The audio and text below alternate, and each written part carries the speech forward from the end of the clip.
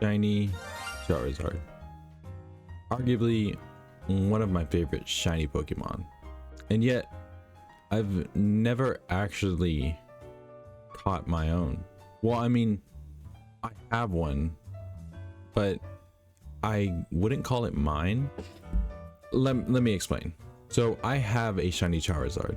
It currently sits in my Pokemon home, and it kind of just gathers dust because it was one my friend gave me when he was selling all his DS games, and he wanted to keep the Pokemon that he spent so much time trying to get. And he didn't want to pay for his own Pokemon home, so that's how I came to own it.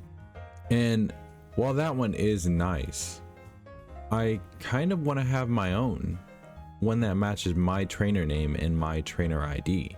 And with FireRed and Leaf Green recently being released on the Switch, I remembered that I owned both of those games for the 3DS. I had just never played them. So why not start searching in those games? And that's exactly what I did. Now, I started the search by searching for a trainer ID. Now, I've been seeing a lot of content lately with people farming for trainer IDs that they thought was fitting to them. And that really helped solidify that I wanted to do that for myself, because I wanted this save file to end up being my forever save file. I didn't want this to be a save file that I played through and then just started over because there was nothing worth keeping in it.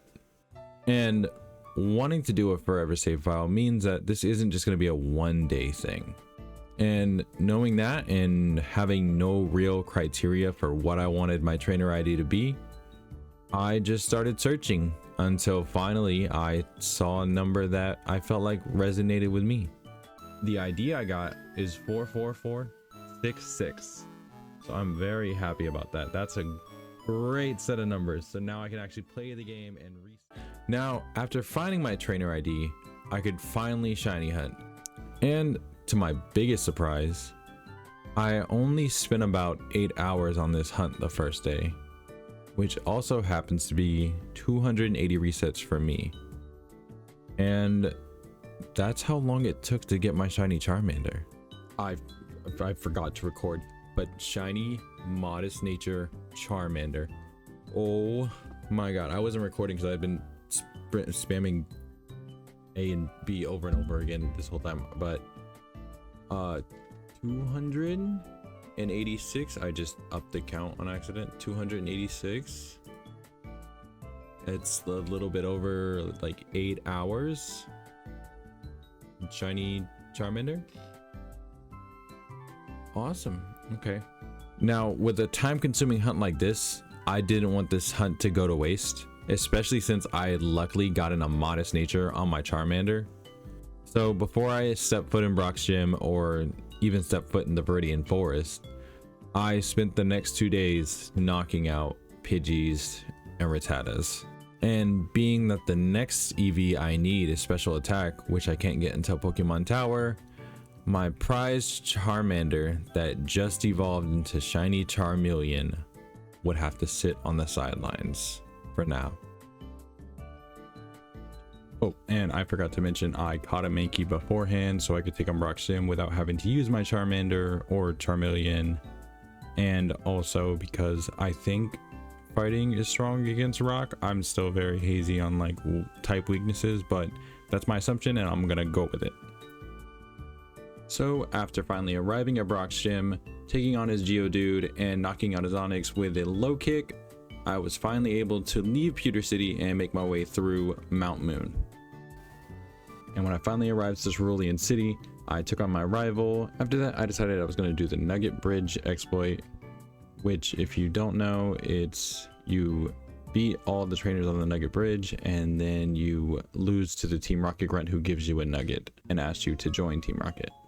And then I did that 200 times, which took me about 6 hours. Yeah.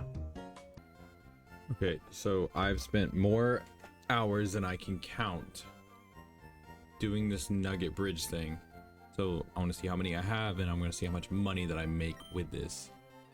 All right, so I've got 200. I think they sell for 4,000 a piece. don't remember.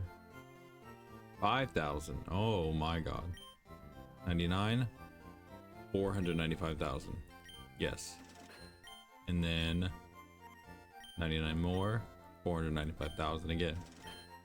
And the last two, that leaves me with so much money that I am locked at the max amount of 999,999. Now, after conquering the Nugget Bridge, I made my way to Bill's house to find he had gotten stuck inside the body of a Pokemon. And after helping him switch back, I was given a ticket to the SS Hand. And on my way back, I decided to take a detour and see if I could catch another Pokemon, since I felt my team comp was kinda lacking. And that's when I made a discovery that changed my plan entirely.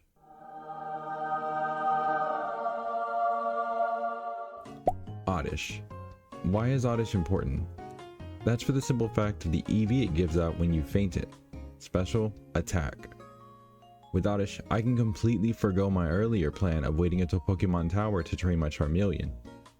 But you may be wondering, why didn't I think of this before?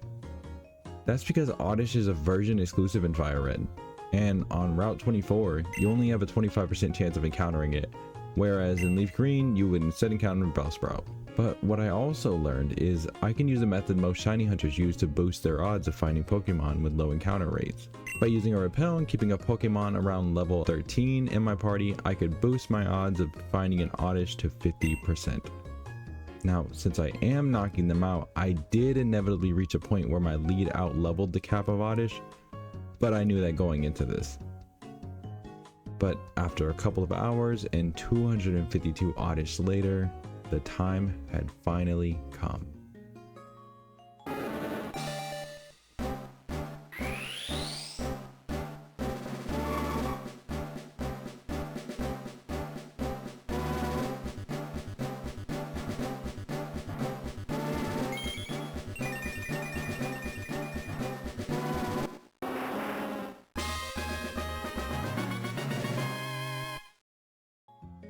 Now, this took a tremendous amount of time, but I couldn't be happier, and this was only a small part of an even bigger journey, and I'm not finished.